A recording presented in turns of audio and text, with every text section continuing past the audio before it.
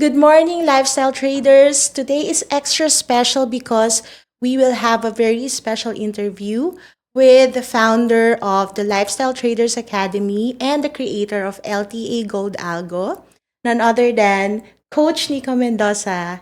Hi, Ayos. Coach. Thank you, Ideal. Hey guys, what's up? Nico Mendoza po, your lifestyle trader. Kamusta, Coach? Ayos naman. Ako, salamat. Ganda ng setup mo dito, ha? Balita ko, busy ka daw ngayon, ah. Hindi naman talagang binlock yung schedule para dito. Pero ano bang meron? Ano pag-usapan natin ngayong araw? Madami kami itatanong sa'yo Sige. kasi, yung mga members, they would like to really know more about you. So, I hope through this interview, you're going to be open with some of, Of personal course. information and yung mga experience mo about sa trading. So, Yun ang maganda, maibahagi natin sa kanila yung mga experiences natin, lalo na yung mga kamalian ko, para hindi nila maulit. Oo nga. Tsaka yung mga tips and advices na for sure they are really waiting for it, right? Yes. So, okay. Simulan na natin. Sige, game. Okay. So, Coach, pwede mo ba ikwento sa amin, how did you get into trading? Like, ano yung background mo before you became a forex trader? Yes, actually, nurse ako by profession. Sinasabi ko naman yan sa mga webinars ko. And also, after ko maging nurse, na-introduce ko sa akin ng network marketing. So, 11 years actually ang pagninegosyo ko ng networking. So, sa mga viewers natin dyan, na mga nagne-network, shout out to you guys. And then, syempre, dumating yung pandemic. A lot of us, nakakita tayo ng maraming opportunities. At dun yung time na nakita ko yung forex trading. So, nung una, try lang hanggang sa nakagiliwan na. At doon ko nakita na may magandang negosyo pala or career doon sa trading. So, sineryoso ko na, tinodo ko na. Hanggang sa dumating yung time na nag-retire na ako sa pag-network. At para makapag 100% focus na ako sa trading. Okay. So, that means, kung tumigil ka na sa networking, maganda yung nakita mo sa trading, right? Yes. Kasi for me, if I'm going to do something new, dapat yung opportunity na yon is better dun sa pinanggalingan ko. And alam ko na pinasok ko yung trading, magsisimula ulit ako sa pinakasimula, pero alam ko yung potential niya in the end, malaki din. Or should I say, mas malaki kumpara dun sa nagagawa ko sa previous business ko. Kaya nung naintindihan ko yung bagay na yun, nag-all in ako. Okay. Pero bakit lifestyle trader? Bakit yun yung ginamit mong branding? Actually, it's about success eh. I mean, lahat naman tayo may mga iba't ibang definition ng success because subjective yung salitang success. And for me, Yes. you are successful if you're living your dream lifestyle. And for me, nagte-trade tayo or we're doing trading para ma-achieve natin yung dream lifestyle natin. So, parang yun yung mission and vision natin sa Lifestyle Traders Academy. We do trading to achieve our dream lifestyle. Okay, that makes sense. Pero paano mo na-navigate? Like, how did you transition yourself into trading? Like, meron bang mga mindset na kailangan meron ka before you become a forex trader? Yes, actually, nung una, akala ko magiging madali yung journey kasi I was doing very well sa network marketing business ko. So sabi ko, kaya-kaya kong mag-transition dyan kasi nasa isip ko, magaling naman ako eh. Pero, nung una talaga, sa totoo lang, I forgot na I should start from the bottom.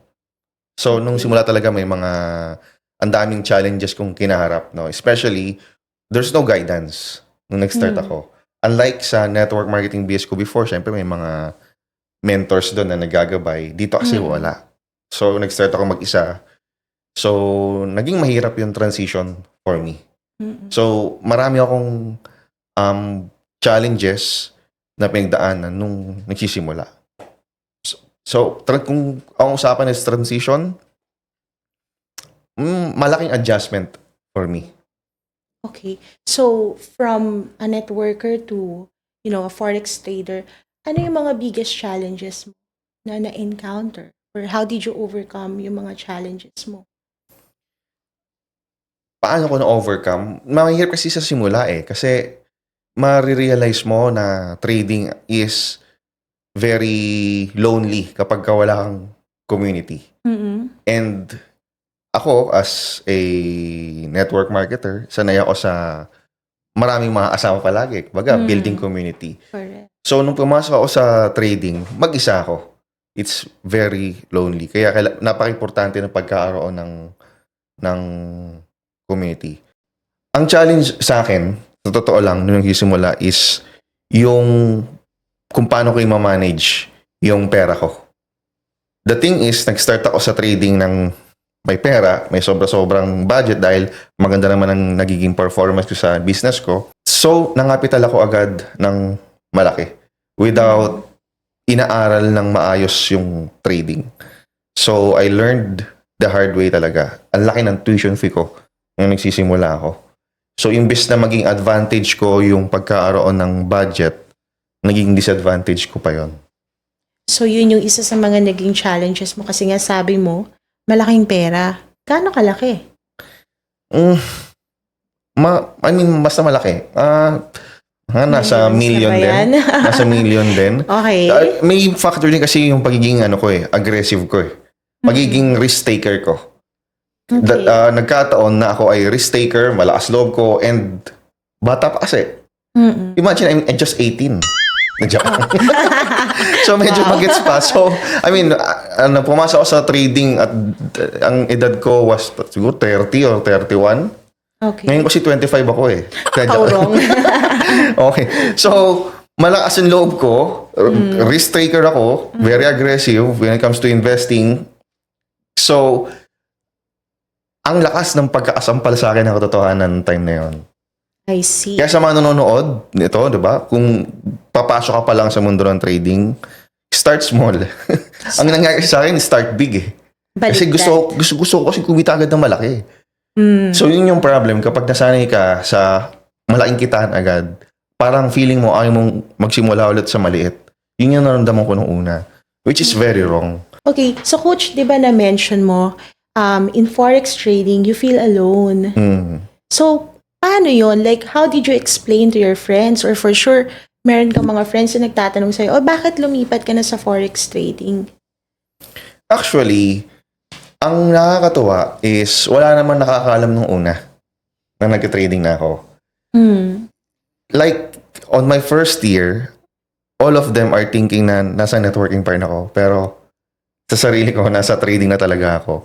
So, nagulat na lang sila na one day, bigyan na lang nag-post ako ng mga profit. Gano'n, nagulat na lang sila. So, wala nang mga advice, wala na ako narinig ng mga advice from them na, wag yan, wala mangyayari sa'yo dyan. Kasi wala naman nakakaalam nung simula. So, sabi mo, nagpo-post ka ng profit mo. Like, nakikita nila kung magkano? Oo, malit lang naman pinopost ko dati. Ganon. Minsan, pagka malaking kinikita, talagang ang sarap i-post. Pero na-realize ko pag pinost ko yung malaki, baka maraming umutang. Sayang, di ko nakita yun. Buti na lang. Okay. So, ilang taon ka na ngayon sa trading, sa pagte-trade? Going 4 years. Nag-start 4 ako ng years. pandemic eh. Okay. So, within 4 years, nagkaroon ka na ng sarili mong community, right? Yes, yun yung Lifestyle Traders Academy, yung mga students natin, and also yung mga users ng LTA Gold Algo. So, yung LTA Gold Algo na yun, masyadong sikat ngayon eh. Pero mamaya na lang natin pag-usapan yan, ha? Share mo naman, ano yung first big win mo sa Forex? Sa personal trading ko to, no? Oo, sa personal. Actually, ito yung parang pinaka-record ko sa sarili ko. Nung nagsisimula ako, actually, experience ko in a day, personal trading ko, umabot ng $3,500 US dollars. US dollars? Oh. Bigyan mo nga kami ng computation yan sa So, nung time na yun, yung mga peso. 2021 yata to. So, nung time na yun, siguro mga rate is 58 or 59 pesos ang isang dollar. So, siguro mga 180,000 pesos on that day. On that day? So, Nakaka-hype talaga. Ang sarap nung feeling. naranasan mo ba like sunod-sunod na araw, 3-5 or more than that? Once ko pala nagawa yon. Once. Kasi sobrang ang hirap ulitin. Kasi para kitain mo yon in one day, malaki din yung nire-risk mo sa pera mo. So, nakakaba at nakaka-tense yung ginawa ko yung time na yon. So, hindi ko na naulit. Masasabi ko, nung time na yun, isang malaking tsamba yun. Okay. So, since risk taker ka, 'di ba? Paano naman yung big loss mo? Ayun, ang nakakatawa doon, yung 3-5 na yon, after a few days na sunog. Kasi nung time na yon, ang mindset ko is palalaking ko lang ng palalaking to, wala sa vocabulary ko ang withdrawal. So, nung time na yon, dapat, nung kinita ko ng 3-5, actually, nilabas ko na di ba? Dapat winidraw ko na Kaso, naging greedy ako. Pero teka, coach, dun sa mga first time na nakikinig sa'yo, when you say nasunog, Ibig sabihin na talo lahat ng kapital, including yung naging profit. Lahat ng pera na nandun sa account ay na-loss. And that because of my greediness nung time na yon. Kasi kung kumita ka na ng ganong kalaki, dapat winidraw ko na Kaso, tumiral yung greediness, tinrade ko pa rin, hoping na mas lalo pang lumaki kasi nangarap ako ng gising nun Kung kaya ko palang kumita ng $3,500 in a day, kaya kong ulit-ulitin to every day. So, ganun yung naging mindset ko nung time na yon. Dapat kumita ako 3,500 every day. Parang ganito ikitain ko after a week, ganyan. Nagkaroon ako ng unrealistic goals. Okay, pero pinag-aaralan ba sa trading yung mga psychology or how you will handle yung mga ganong emotions? Let's say, natalo ka? Yes, but the thing is, nung time na yon as a beginner, wala dun yung focus ko. Nandun ako sa income lang, profit lang. Sabi ko nga sa'yo kanina, I learned it the hard way Kasi mas pinili ko pang ma-experience yung mga dapat iwasan bago ko bigyan ng oras pag-aralan yung mga dapat pag-aralan.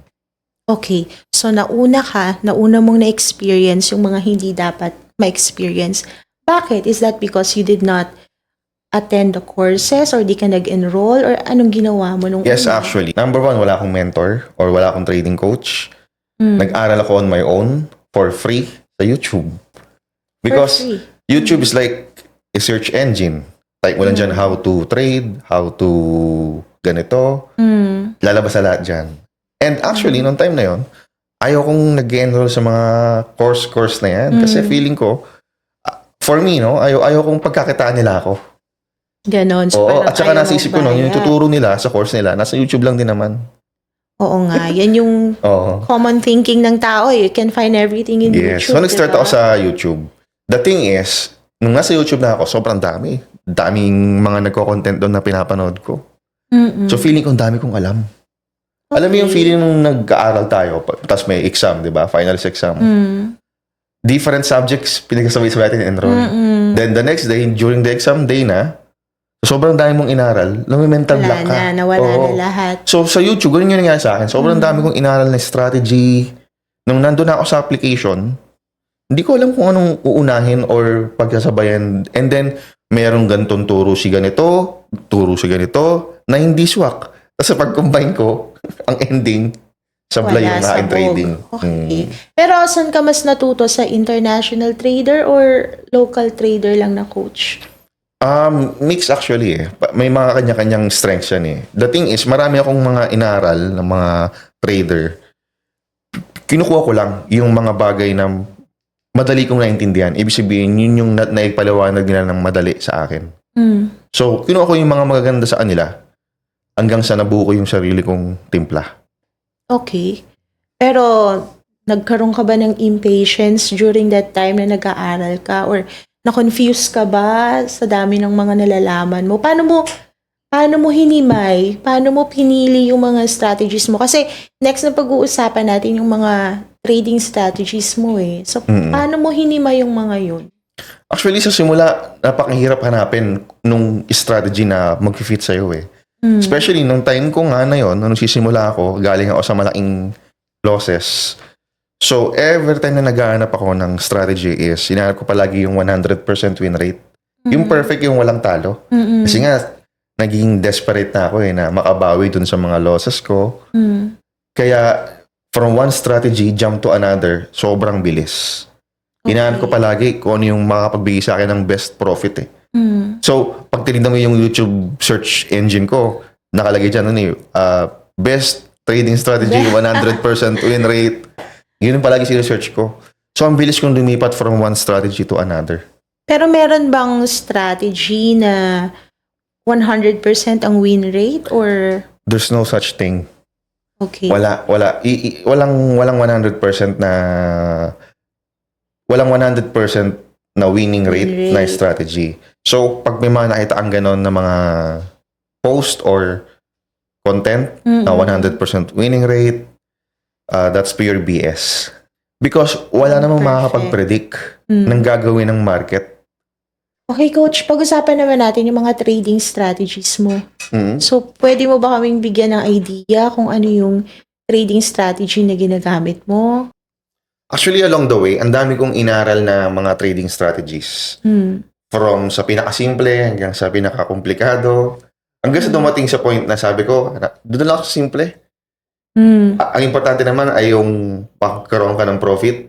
Kahit ano namang strategy ang gamitin mo, kung wala kang magandang risk management, matatalo pa rin yung pera mo. So, ang trading strategy ko is napakasimple. Wala na akong hinahanap na komplikado. It's like, the trend is my friend. Yun yung concept ng strategy ko. Okay. Kung ang market ay going up, then therefore, ang bias ko lang is long positions lang or buy positions lang. If ang market is going down, then focus ko is sell positions lang. Of course, I'm using indicators as a tool or yun yung guide ko kung kailan ako mag-entry. And of course, nag-set ako ng mga rules kung paano ko hahanapin yung mga best opportunity and entries sa bawat trade ko. And nakakatuwa kasi kung ano yung eksaktong ginagawa ko sa trading ko, yun yung tinuro ko sa mga students ko sa Lifestyle Traders Academy. And one proof na masasabi kong effective siya is pag nag-update sila sa akin na nag-profit sila using the rules that I set dun sa strategy. Okay. Pero di ba may mga market trends na tinatawag? Paano ka nagiging updated sa mga market trends para pagka... Yeah. Actually, maraming ways ngayon eh. Very techy naman ang mundo ngayon. And nakakatuwa, kung gusto maging updated sa mga current events dun sa mga bansang ine-trade mong currency, available yung data sa internet.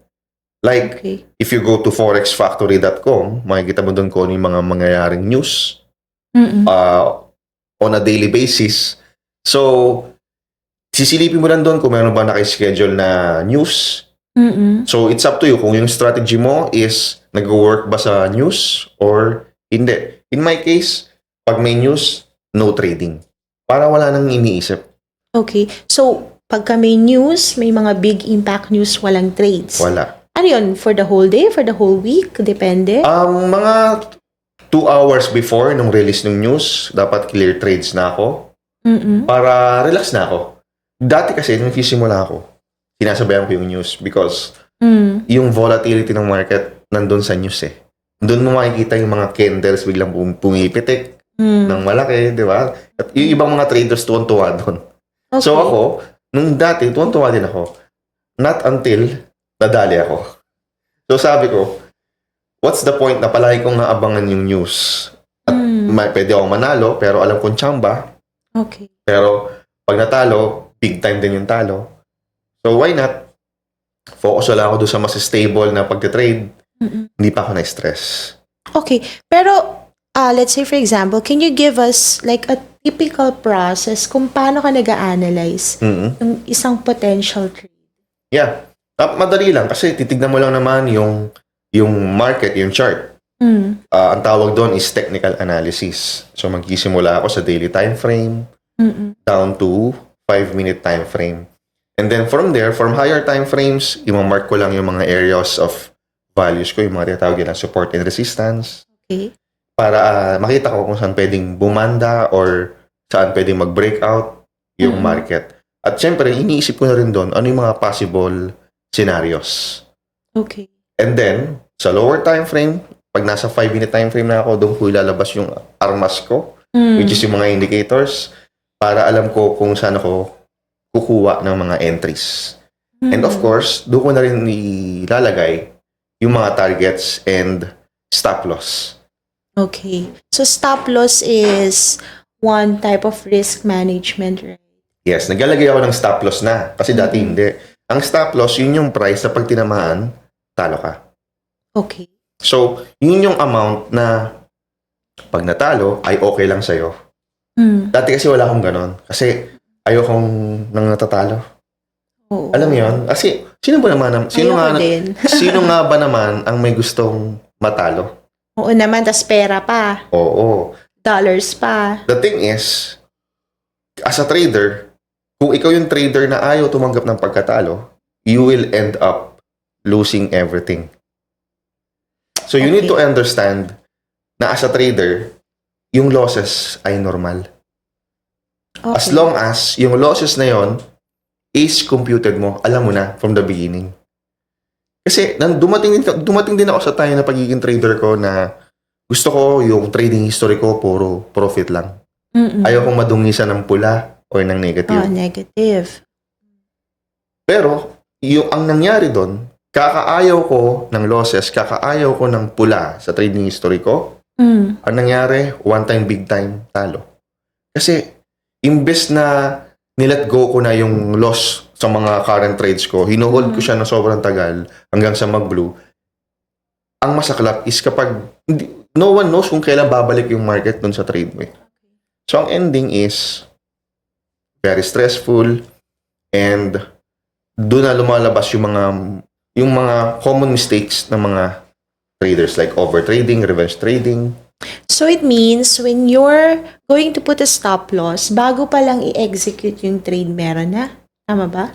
Pag nag-execute ako ng trade or during the process, kailangan alam ko na rin sa sarili ko kung saan ko ilalagay yung stop loss. At yung stop loss na yun, dapat alam mo kung magkano yung talo mo. So for example, nag-trade ako. Ang allowed loss ko on that trade is like, halimbawa lang, is $5 lang. So pag natalo ka ng $5, kailangan pag nanalo ko, mas higit dun sa $5. So may tinatawag na risk-reward ratio. So pwedeng 1:2. Ibig sabihin, if I'm risking $5, I should get $10. Okay. Ganun siya. Okay. Pero ano yung pinaka-importanting lesson na natutunan mo sa risk management? Can you share that? Of course, pinaka-importante sa akin is losses are normal. You need to accept na may mga araw na talo ka. The moment na hindi mo i-accept sa sarili mo na talo ka ng araw na yon, trust me, you will end the day with zero balance. Pero you say talo, no? I mean, every day may mga days na may talo.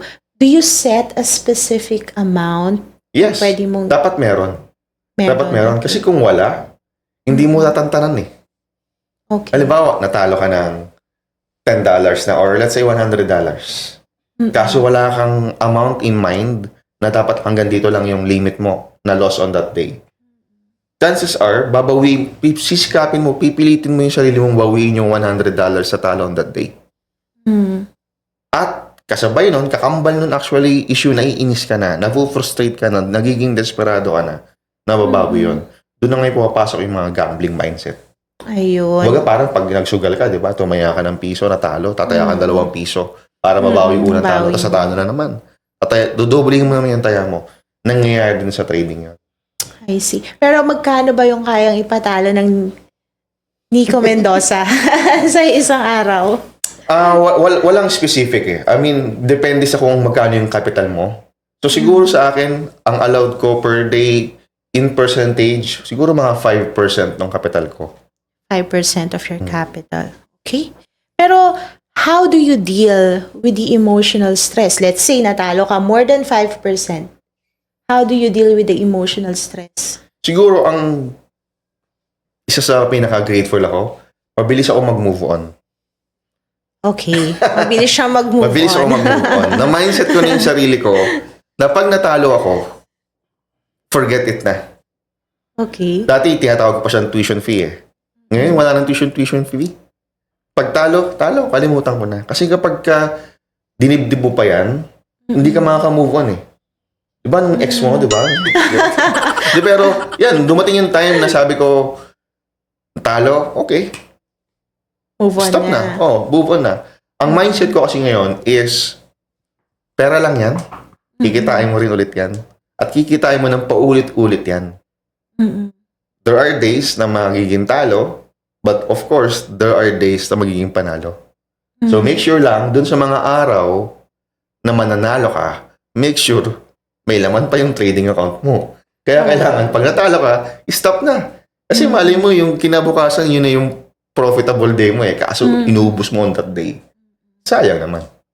And actually, pag natatalo ako, let's say malaki, like sumobra ako dun sa quota ng talo on that day, I make it a point na isusulat ko yung mga naging mali.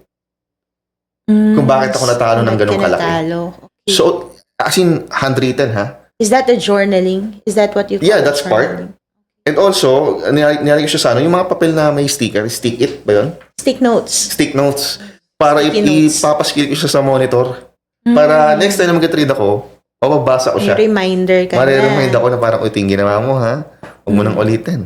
Okay.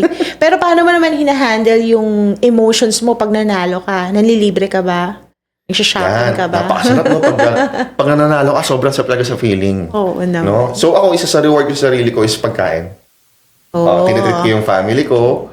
Diba? And actually, kapag sobrang saya ko, dumating na rin ako sa point ng buhay ko na kailangan kong kontrolin yung saya ko. Saya mo. Kasi Okay. kapag sobrang overwhelmed ka, parehas yan eh. Either sobrang talo ka or sobrang panalo ka, may overwhelm eh. Ang tendency ay hindi mo pa rin tatantanan eh. Yung trades. Kasi halimbawa, natalo ako. Nasa losing streak ako. Laki ng talo ko. Hindi ko tatantanan hanggang sa mabawi. Ganon din sa panalo eh. Pag puro ka panalo, hindi ko mo tatantanan kasi feeling mo, swerte ka. Huwag ko parang sasugal din. Oo. Diba? May parang buenas na ayaw mo tantanan. So, ako, nandun na rin ako sa stage na pag sunod-sunod na, for example, isang linggo na akong profitable, i-stop muna ako. Kailangan ko munang ikalma yung sarili ko. Isa sa natutunan ko sa kaibigan kong trader, advice niya sa akin, kailangan palaging nasa neutral yung mental state mo pag bumalik ka sa trading. Kasi kapag ka nasa paranoia ka or nasa euphoric stage ka, Oo. feeling mo invincible ka eh. At pag natalo ka, sobrang sakit. Kaya nga. Parang tatamaan yung ego mo. So, isa yun sa pinaka talagang hanggang ngayon talagang ina-apply ko sa sarili ko. Kailangan, pag mag-trade ako, i-check ko muna yung sarili ko. Okay ka ba? Normal ka ba? Kung nasa Oo. neutral state ba O yung... baka na-hype ka, chill ka muna. Ganun. Nagbibigay ka ba ng balato? Balato hindi, nanilibre lang eh. Libre lang. Sige, coach, libre mo ako mamaya. Yun. Okay, pero pag-usapan natin yung tungkol sa mga market insights, no? 'Di ba merong mga tinatawag na political events, right? Like local and international. Paano nakaka-affect yung mga news na yun sa trading? Actually, malaki. Kasi yun yung mga tinatawag nating market movers eh. Doon kasi nagdedepende yung magiging galaw ng market. Kaya napaka-importante rin na updated ka sa current events. Kaya yun na-mention ko kanina, di ba? Yung forexfactory.com, doon kami nag-check ng mga news. And also, sa Google din. Google News. Or even sa TV. Kung yung mga nangyayari sa bansa. Di ba? Like for example, may mga gera. Oo. Or may bagong presidente. Napaka-importante nun. So yung mga news na yan, updated naman yan. Like kung merong nangyari ngayon in a short while, nakapost na yan. Yes. Available yan online lahat. Okay, coach.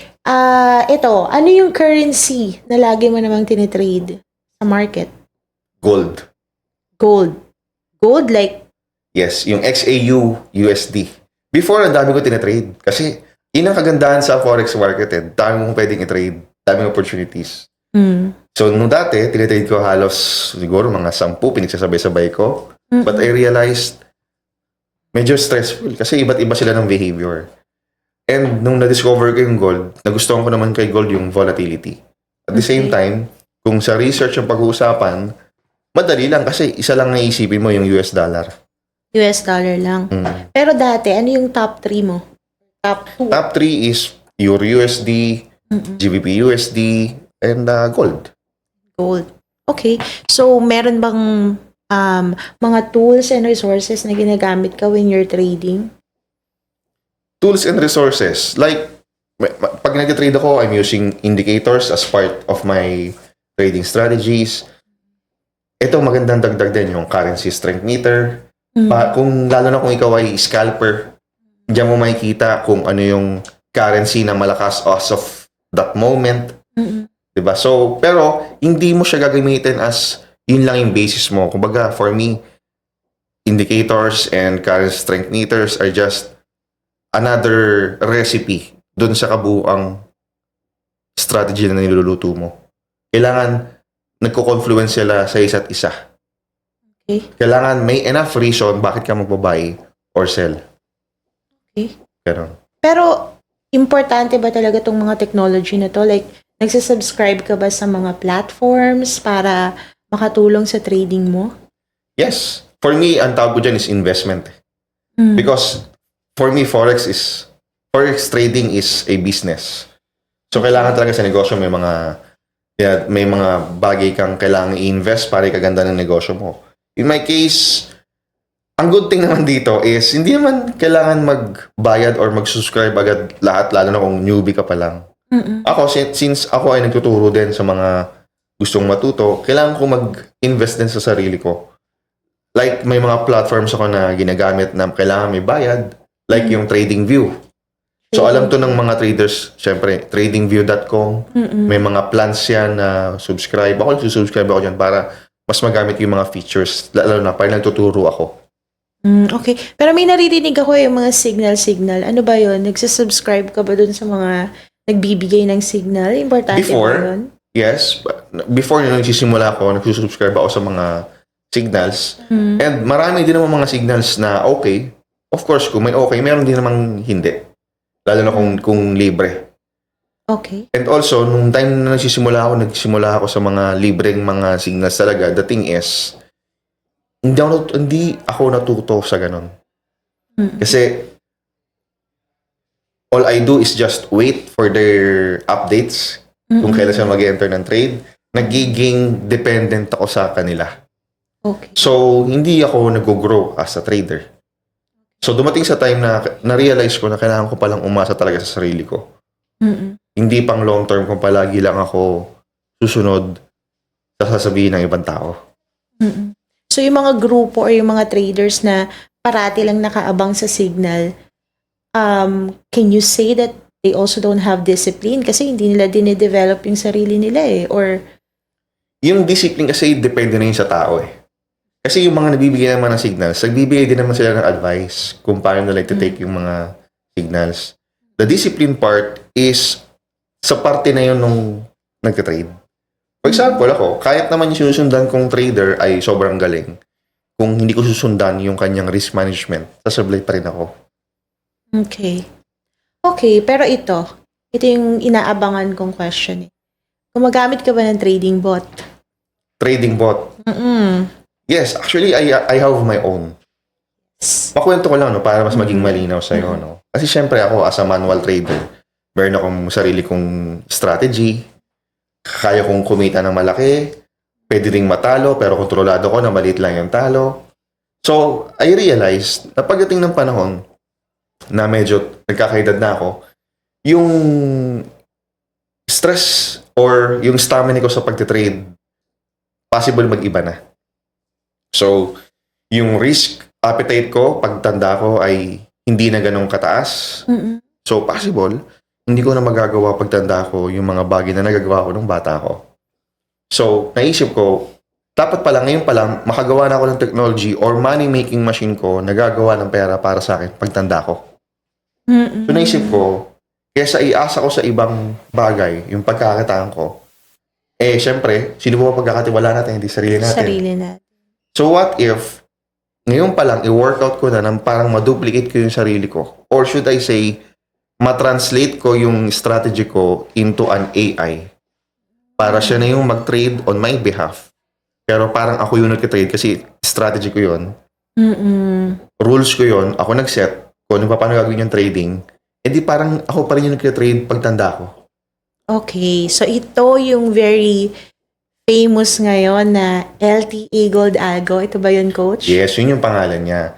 So, basically, yun lang yung reason ba't ko siya binuo. Kasi, alam sa totoo lang, Nung nagsisimula ako, puro din trading bot yung gamit ko. Unfortunately, puro talo lahat. So there was a time na sobrang hate ko yung trading bot. Kulang na lang isumpa ako yung trading bot. Kasi wala kang kalaban-laban, natatalo yung pera mo eh. So you buy those bots or free lang? May mga free, may mga may bayad. Okay. So, natalo yung pera ko nang walang kalaban-laban. Kasi kahit naman gusto ko siyang ilaban, kung hindi ko nung time na yon, hindi ko naiintindihan eh. Kung paano umaandar ang trading eh. Okay. So, talagang there was a time na halos isupa ako ng trading bot. But then I realized, nung marunong na ako mag-trade, naisip ko, nagpapaka-advance na yung utak ko nung time na to eh. Inisip ko na yung future ko eh. Like, at the age of 60, ito pa rin may ginagawa ko. Trader ka pa rin ba? Diba? I mean, pwede. Kasi marami akong kilala na ganong edad nag-trade pa rin Until naman. now. But, syempre, by that time, iba na yung risk appetite ko nga. Diba? And by that time, I should be enjoying more of my life. Oo. Diba? Hindi pwedeng araw-araw pa rin ako tumitingin sa chart. Diba? So sabi ko, kailangan maduplicate ko na yung sarili ko. Okay. Sige, Coach. I'll give you 5 minutes and then pag-usapan natin yan sa LTE Gold Algo. Ayos. Okay? Thank you.